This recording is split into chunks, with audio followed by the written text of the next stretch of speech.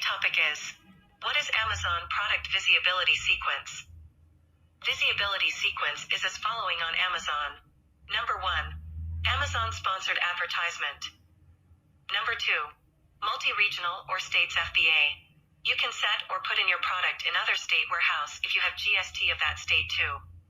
In this way your product can get more visibility in that state. Number 3. Own state FBA. Number 4. Amazon Seller Flex. An innovative service that makes it easy for seller to take charge of their FBA warehouse and business operations. Number 5. Seller Fulfilled Prime. It is a paid subscription service your products got Prime tag. Number 6. Amazon Easy Ship. In Easy Ship your orders are picked up from your location by an Amazon Logistics delivery associate and delivered to your buyer's doorstep with minimal effort from you.